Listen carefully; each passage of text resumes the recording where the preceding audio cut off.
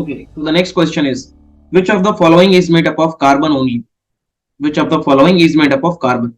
So here we have the option of Glexin, Kevlar, graphene, spider silk. देखो spider silk तो आप में से सबको समझ में आ रहा होगा कि नहीं, this is the kind of a silk, so this cannot be the answer. Kevlar अगर आप लोगों ने थोड़ा भी पढ़ा हो तो बेसिकली आपने देखा होगा जो जैकेट्स पहनते हैं, bullet proof jackets, they are made up of Kevlar. Clear? तो केवलार भी if you have a faintest bit of idea, and this is also not included. Therefore the only option is graphene. So graphene क्या है? Graphene is basically an allotrope of carbon. Clear? We have got a lot of allotrope of carbon. जैसे मान के चलो कुछ allotropes है जिसका नाम है बक मिस्टर फुलरेंस. ठीक है? क्लियर? अब ये जो ग्राफीन है ना, ये basically they are present in the form of carbon nano structures. तो कार्बन नैनो स्ट्रक्चर्स के फॉर्म में ये हमको मिलते हैं और इनका जो प्रॉपर्टी है ये कार्बन से वेरी करता है. क्लियर? चलो नेक्स्ट क्वेश्चन देखते हैं. विच of the following is not in the form of a crystal? इनमें से कौन सा क्रिस्टल के फॉर्म में नहीं मिलता है? देखो सबसे पहले डायमंड तो क्रिस्टल है, every one of us knows, but quartz and graphite they are also found in the form of crystal. This is sulphur. Sulphur जो है वो हमको क्रिस्टल के फॉर्म में नहीं मिलता है. क्लियर है? चलो आगे बढ़े. विच of the following is called dry ice? बहुत ही फेमस क्वेश्चन है कि ड्राई आइस क्या होता है. अब देखो ड्राई आइस जो है ना, ये हम लोग बेसिकली अपना बुलाते हैं solid carbon dioxide. Solid CO2 is known as dry ice. Dry ice का मतलब ये नहीं है कि आप वहां पे वाटर के किसी कंपोनेंट को बोल दोगे. तो यहाँ पे solid carbon dioxide, option number D is the correct answer. Clear? अब इसलिए इसको ऐसा बोलते हैं because this is in frozen form. यहाँ पे हमको जो कार्बन डाइऑक्साइड ये फ्रोजन फॉर्म में मिलता है. Got the point? आगे बढ़िए. The gas which comes out on opening a soda bottle. So whenever you open a soda bottle or the drinks which we have, for example, thumbs up and all, so whenever we open, a fizz sound is produced. थोड़ा इसमें fizz sound होता है और उसमें से कुछ जो अपना कंपोनेंट है वो बाहर आता है. इसलिए है क्योंकि जब हम बॉटल को ओपन करते हैं तो उसमें से गैस जो है वो एस्केप करती है, and that gas is carbon dioxide gas. Clear?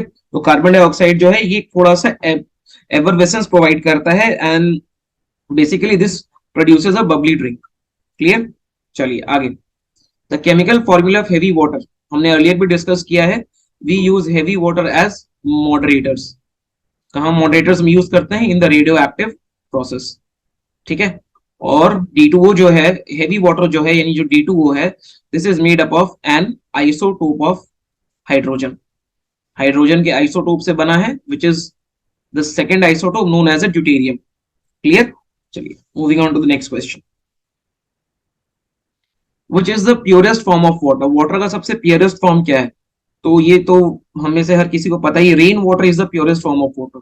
ना ही डिस्टिल्ड वाटर. देखो सी वाटर तो हो ही नहीं सकता क्योंकि इसमें लॉट ऑफ सॉल्ट होता है. टैप वाटर आज के डेट में this is also not possible because this also contains a lot of impurities. Distilled water में भी we add some preservative to make it clear. It is only in the rain water. अब अगर आप बोलोगे नहीं आज के डेट में तो ये भी पॉसिबल नहीं है because we have the phenomena of acid rain. Acid rain में ये नाइट्रोजन और सल्फर के जो ऑक्साइड्स हैं वो इनके साथ रिएक्ट करके नाइट्रिक एसिड और सल्फ्यूरिक एसिड बना देते हैं. Completely agreed with your proposition. लेकिन फिर भी जो रेन वाटर है this is the purest form of water. इसमें सबसे कम इंप्योरिटीज हमको मिलती है. ओके. लेड पेंसिल कंटेन, यानी जो हम लोग अपना पेंसिल यूज करते हैं इसके अंदर इनमें से कौन सा कॉम्पोनेंट होता है? तो वो बेसिकली ग्रेफाइट का बना होता है. क्लियर? क्लियर है? चलो अब देखो यहाँ दो चीजें मैंने मेंशन की है, ग्रेफाइट और डायमंड. यहाँ डायमंड नहीं लेकिन आप इसको याद रखो, ग्रेफाइट और डायमंड जो है these are both allotrope of carbon and the pencil code they are made up of graphite. और उसके साथ हम क्ले बाइंडर को मिक्स करते हैं जिसके चलते जो उसमें से हमको राइटिंग मिलती है वो थोड़ी ब्लैक कलर की होती है. क्लियर? नेक्स्ट क्वेश्चन पे आते हैं. Which of these consist carbon? Silver, iron, tin, lignite. देखो इनमें से किसमें कार्बन है? सबसे पहले तो एक चीज ध्यान करो, silver is also an element. ठीक है? तो इसमें तो कार्बन हो ही नहीं सकता है, नॉट पॉसिबल. अब आयरन ये भी एक आइसोलेटेड एलिमेंट है, इसमें भी कार्बन नहीं हो सकता है. टिन जो है इसमें भी नहीं हो सकता है. लिग्नाइट यस, क्योंकि लिग्नाइट जो है this is a form of coal. ये कोल का एक पार्ट है और कोल किस चीज से बनता है? कार्बन से.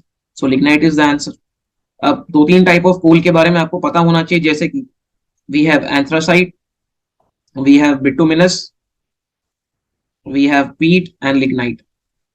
ठीक है? तो जो पीट है ना this is the lowest quality of coal क्योंकि इसमें lowest amount of carbon content होता है. और जो एंथ्रासाइट है this is the best quality of coal क्योंकि इसमें सबसे ज्यादा कार्बन कंटेंट होता है. क्लियर? अगला क्वेश्चन देखो. Which lubricant is use for the heavy machine, हम हेवी मशीन में इनमें से कौन से लुब्रिकेंट को यूज करते हैं? ये bauxite, phosphorus, silicon oil and graphite. तो basically graphite is used as a lubricant in heavy machines. Okay, now why this is used? क्योंकि बेसिकली जो लुब्रिकेंट है ये थिन ब्लैक एंटी सीज और एंटी फ्रिक्शन कार्बोनिक सब्सटेंस है, and this is also an allotrope of carbon. बहुत बार बात किया हमने। तो अब देखो हमने एलोट्रोप ऑफ कार्बन से कितने सारे क्वेश्चन डिस्कस किए। Therefore allotrope of carbon becomes all the more important. Clear? And this is used as a lubricant in the automotive machinery. Okay, आगे बढ़ते हैं।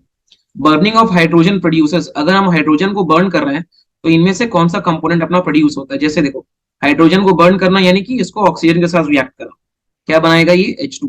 बैलेंस कर लो आप, यहाँ 2 कर दो, यहाँ 2 कर दो, नहीं यहाँ पे 2 नहीं करना, यहाँ 2 करना, तो 2H2 plus O2 gives H2। इसका मतलब है हाइड्रोजन के कंबशन से हमको वाटर मिलता है। क्लियर है? देखो अब इसमें एक छोटी सी चीज आप और याद रखना कि जो वाटर है ये आग को बुझाता है, लेकिन बोथ, सबसे पहले ऑक्सीजन जो है this supports combustion and hydrogen is an inflammable gas. इससे हमको बहुत इंपॉर्टेंट प्रॉपर्टी पता चलती है कि जब हम किसी कंपाउंड का फॉर्मेशन करते हैं बाय एडिशन ऑफ 2 एलिमेंट्स, तो जो कंपाउंड की प्रॉपर्टी है वो एलिमेंट की प्रॉपर्टी से बिल्कुल अलग होती है। Clear?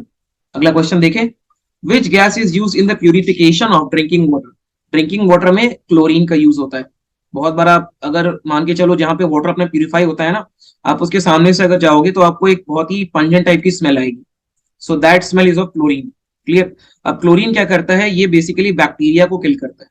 Chlorine has a property of killing the bacteria in the drinking water supply and also in the swimming pools.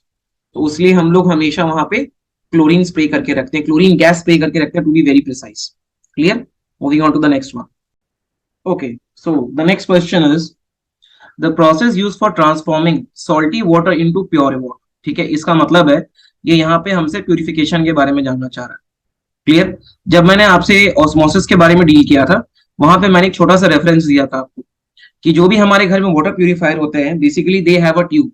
उनके अंदर एक ट्यूब होता है, कुछ लोग उसको कैंडल कहते हैं, जिसके अंदर RO लिखा होता है, and this RO stand for reverse osmosis. तो यहाँ भी जो प्रोसेस है that is reverse osmosis. Clear? अब इस टेक्नोलॉजी में हम लोग बेसिकली करते क्या है ना, हम यहाँ पे वाटर को पास कराते हैं through a semi permeable membrane. Semi permeable यानी कि ये जो मेम्ब्रेन है this is not completely permeable but semi permeable. तो ये क्या करता है? वाटर में से लार्ज जो इम्प्योरिटीज है उनको वहां से अपना सेपरेट कर देता है। क्लियर? और इसका जो मेजर यूज है वो है डिसैलिनेशन।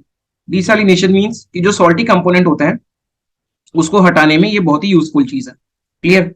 चलो अब इसका अगर आपको थोड़ा सा और अगर मैं आगे जाके प्रोसेस के बारे में बताऊं कि अगर मैं एक तरफ प्योर वाटर रखूं और एक तरफ इम्प्योर सॉल्टी वाटर रखूं और इसको अगर मैं एक सेमी परमिएबल मेम्ब्रेन के थ्रू हटा दूं, तो होगा क्या कि जो वाटर है ना वो सॉल्टी वाटर के साइड में फ्लो करने लगेगा। क्लियर है? So if a higher pressure यानी कि higher than the osmotic pressure is applied on the salty water side, तो अगर हम यहाँ सॉल्टी वाटर साइड में एक हायर प्रेशर अप्लाई करेंगे तो water will flow in the opposite direction and the water will be pure. Clear? इसीलिए इसमें जो ऑस्मोसिस का प्रोसेस है उसका उल्टा प्रोसीजर होता है, जहां पे वाटर जो है वो एक हायर कॉन्सेंट्रेशन से लोअर कॉन्सेंट्रेशन की तरफ मूव कर जाता है। क्लियर? आगे बढ़िए। The gas used in the manufacture of the वनस्पति घी फ्रॉम द वनस्पति ऑयल। देखो सबसे इंपॉर्टेंट तो ये जो प्रोसेस है ना इसको हम बोलते हैं हाइड्रोजिनेशन। ठीक है? अब हाइड्रोजिनेशन का जो प्रोसेस है ये क्या करता है ना, ये बेसिकली सॉलिडिफाई करने के काम आता है। इसको अब याद रखना, ये सॉलिडिफाई करता है। तो अगर हम सबसे पहले तो वनस्पति ऑयल ले रहे हैं और ऑयल से अगर हम घी का फॉर्मेशन कर रहे हैं तो यहाँ पे some amount of solidification involve है। क्लियर हो रहा है? तो यहाँ पे जो प्रोसेस है वो है हाइड्रोजन, या जो गैस है वो है हाइड्रोजन। क्लियर है? अब इसके लिए बहुत इसमें अलग अलग आपको टेम्परेचर एंड प्रेशर कंडीशंस होते हैं which is not for our use. बस खाली आपको ये जानना है कि जो प्रोसेस है इस प्रोसेस को हम लोग हाइड्रोजिनेशन ऑफ ऑयल भी कहते हैं। तो जब हम लोग ऑर्गेनिक केमिस्ट्री पढ़ते हैं, ऑर्गेनिक केमिस्ट्री में वी रीड अबाउट हाइड्रोकार्बन, तो उसमें कुछ होते हैं सैचुरेटेड हाइड्रोकार्बन, कुछ होते हैं अनसैचुरेटेड हाइड्रोकार्बन। तो ये जो प्रोसेस है ये उनसे रिलेटेड है। आपको सिर्फ ये जानना है कि वनस्पति ऑयल से घी के कन्वर्जन में हाइड्रोजन की सबसे ज्यादा भूमिका है। ओके, अगले क्वेश्चन की तरफ आते हैं। Which gas is known as the noble gas? इनमें से नोबल गैस कौन सा है? तो थोड़ा बहुत आपको आइडिया होगा कि जो हमारे ग्रुप 18 होते हैं, क्लियर, जो ग्रुप 18 के हमारे एलिमेंट्स हैं उनको हम नोबल गैस कहते हैं। नोबल कहने का दो मतलब है। सबसे पहले तो क्योंकि उनमें वो ग्रुप 18 में है तो जो उनका कॉन्फ़िगरेशन है उसका जो आउटर मोस्ट शेल है, outer most shell that is always complete, यानी कि या तो उसमें 8 इलेक्ट्रॉन्स होंगे या तो 18 इलेक्ट्रॉन्स होंगे। देयरफॉर दे आर इनर्ट, वो जल्दी से रिएक्ट नहीं करते। क्लियर, ये तो सबसे पहली चीज हो गई। और इसीलिए और यही रीजन है कि हम उनको नोबल गैस के नाम से जानते हैं। तो उसमें क्या क्या आते हैं, सबसे पहले देखो हीलियम है और नियोन है, हाइड्रोजन और ऑक्सीजन है। हाइड्रोजन तो हमारा ग्रुप 1 का एलिमेंट है और ये ग्रुप 16 का एलिमेंट है। क्लियर, इसका जो लास्ट में नंबर ऑफ इलेक्ट्रॉन 6 आते हैं और इसमें 1 आते हैं। देयरफॉर इसमें 2 जो है वो ऑप्शन है, therefore option number E is the correct answer. Clear, आगे बढ़िए। Which of the following is also called as a stranger gas, इनमें से स्ट्रेंजर गैस जो है वो जेनॉन को कहा जाता है। Why is it known as a stranger gas, सबसे पहले थोड़ा सा जेनॉन के बारे में जान लो। जेनॉन एक ओडरलेस कलरलेस गैस है और केमिकल एंड रिएक्टिव है। रीजन, क्योंकि ये भी ग्रुप 18 का एलिमेंट है। इसके आउटर मोस्ट शेल में कंप्लीट ऑक्टेट, यानी कि जो कंप्लीट है ना, नंबर ऑफ इलेक्ट्रॉन जो है दैट इज कंप्लीट, तो उसमें कोई भी वैकेंसी नहीं है कि आप वो दूसरे के साथ रिएक्ट करो। स्ट्रेंजर गैस इसलिए बोलते क्योंकि इसका जो वॉल्यूम है वो बहुत कम होता है एटमॉस्फेयर में, करीबन करीबन 0.08 ppm के आसपास, यानी कि 1 मिलियन में you will have only 0.08 part of argon. Therefore this is known as a stranger gas. Okay, which of the following is known as a laughing gas, देखो लाफिंग गैस इनमें से कौन सा होता है। लोगों को पता होता है कि this is an oxide of nitrogen, इसीलिए देखना आप ऑप्शन में हमेशा नाइट्रोजन रहेगा। लेकिन नाइट्रोजन के किस ऑक्साइड को, तो नाइट्रोजन ऑक्साइड जो होता है जिसे कि हम N2O के नाम से जानते हैं, nitrous oxide, this is known as a laughing gas. This is also a colourless gas, लेकिन इसमें थोड़ा सा ना मेटालिक ओडर है। मेटालिक, जब भी आप किसी मेटल को स्मेल करते हैं तो जो ओडर आता है इसमें भी एक मेटालिक ओडर है। क्लियर है। अब एक चीज जा रहा हूं, इसका जो इनहेलेशन होता है ना, this leads to disorientation, euphoria की जो फीलिंग है उसको जन्म देती है। उसके बाद में डिजीनेस, कॉन्शियसनेस, और this is also an anaesthetic gas, यानी कि हम इसको एनेस्थीसिया में भी यूज करते हैं। क्लियर, चलिए आगे बढ़े। The soil in which insectivorous plant grow is deficient in, insectivorous plants वो प्लांट्स हैं जिनमें अगर कोई इंसेक्ट आके बैठता है so they eat it, therefore these are the plants which eat insect for their nutrition. तो ये जो प्लांट्स होते हैं ये इनमें से कौन से कंपोनेंट में शॉर्टफॉल होता है, यानी इनमें से क्या उनमें लैक करता है, सो दे लैक नाइट्रोजन। तो उनका जो नाइट्रोजन की पूर्ति होती है वो इनको कंज्यूम करके होती है। क्लियर, चलिए अगले क्वेश्चन पे आते हैं। नेक्स्ट क्वेश्चन है हमारा, the gas use to inflate the tyres of an aircraft. तो यहाँ पे we use nitrogen gas, nitrogen gas को हम लोग यूज करते हैं जो एयरक्राफ्ट के टायर होते हैं ना उनको इन्फ्लेट करने के लिए। रीजन ये है क्योंकि nitrogen gas this is a non combustible gas, non combustible, और उतने हायर एलिवेशन पे बहुत ज्यादा चांसेस होती हैं आग पकड़ने के, therefore we use nitrogen gas. Clear, और एक और रीजन ये है कि जब इतने हाई स्पीड में हम लैंडिंग करते हैं सो बहुत ज्यादा फ्रिक्शन क्रिएट होता है, और उतने फ्रिक्शन पे there is a very high possibility कि वहां पे आग लग सकती है, chances of fire are there, therefore we use nitrogen gas. और भी उसके बहुत सारे बेनिफिट है, लेकिन जो मेजर बेनिफिट है वो यही है कि जो फ्रिक्शन से हीट प्रोड्यूस होगा उस हीट के चलते टायर में आग लगे। ओके, अगला क्वेश्चन देखो, why do you we use helium than hydrogen in air balloons. इसका जो मैंने आपको प्रीवियस क्वेश्चन डिस्कस किया है ना, इसका भी एक रीजन है। सबसे मेजर रीजन तो ये है कि this is a non combustible gas, इसीलिए ये एक एक्सप्लोसिव मिक्सचर नहीं बनाता एयर के साथ। क्या होता है, अगर आप हाइड्रोजन एयर बलून को एटमॉस्फेयर में लेके जाओगे तो जब उसको ऑक्सीजन मिलेगा तो बहुत हाई चांसेस है कि owing two is inflammable characteristic उसमें आग पकड़ ले, लेकिन हीलियम में कोई ऐसा प्रॉब्लम नहीं है, therefore we use helium rather than hydrogen. और ये आर्ग्यूमेंट इसलिए आता है ना क्योंकि हॉट एयर बलून में we need a light gas and hydrogen is the lightest gas known, उसके बाद भी हीलियम यूज होता है, therefore this argument comes into the picture. Okay, अगले क्वेश्चन की तरफ बढ़िए। Which of the following gas is used as a tear gas? तो tear gas में we use chlorine gas. Why?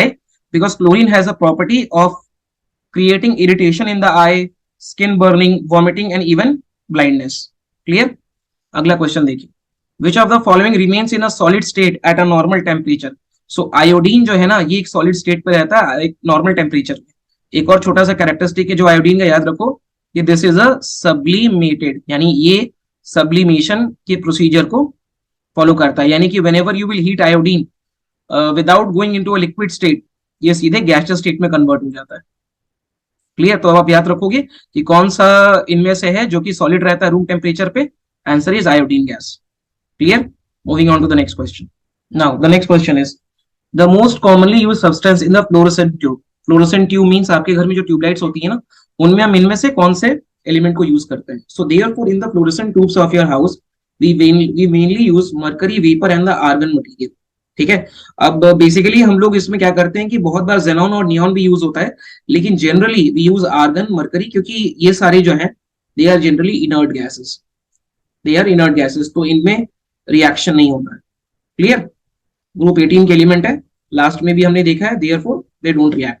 This is the reason we use them in the fluorescent tube. Okay, अगला question देखो, एंटा acids क्या होते हैं। देखो, जब भी आपको एसिडिटी की प्रॉब्लम हो जाती है, यू टेक एंटा एसिड, क्योंकि होता क्या है ना, द एसिड प्लस बेस ये आपस में रिएक्ट करके they form water plus salt, तो इससे आपके स्टमक में जो एसिडिटी का कंटेंट है वो कम हो जाता है। देयरफॉर एंटा एसिड्स क्या होते हैं, बेस होते हैं। एक और छोटा सा प्रॉपर्टी, बेस वो सारे सब्सटेंसेस हैं जिनका पीएच वैल्यू ग्रेटर देन 7 है, और एसिड्स वो सारे सब्सटेंस है जिसका पीएच वैल्यू लेस देन 7 है। क्लियर। आगे बढ़े, अगर आपको कुछ इसमें एग्जांपल चाहिए then I can give you example such as aluminium hydroxide AlOH twice, उसी तरीके से वी हैव मैग्नीशियम कार्बोनेट, ये सारे के सारे these can be used as antacids. Clear. चलो अगला क्वेश्चन देखो, which of the following has pH value of 7, which means कि इनमें से कौन सा न्यूट्रल है, neither is it a acid nor is it a base। तो देखो सबसे पहले प्योर वाटर जो होता है ना, उसका पीएच वैल्यू एग्जैक्टली 7 होता है, और न्यूट्रल सोल्यूशन मैंने आपको लास्ट स्लाइड में ही बताया, पीएच ऑफ 7, तो दो इसमें आंसर हो गए, answer is E. Acidic solution का लेस देन 7 होगा, बेसिक सोल्यूशन का ग्रेटर देन 7 होगा, सिंपल। अगला क्वेश्चन देखो, which acid is present in the acid rain, ये भी मैंने एक अर्लियर स्लाइड में पासिंग रेफरेंस में डिस्कस किया है कि वहां पे we have oxides of nitrogen and sulphur, they react with H2O और लेटर दे फॉर्म HNO3 और H2SO4। तो नाइट्रिक एसिड तो होता ही होता है, लेकिन यहाँ पे सल्फ्यूरिक एसिड नहीं है हमारे पास, therefore nitric acid is the answer. Clear.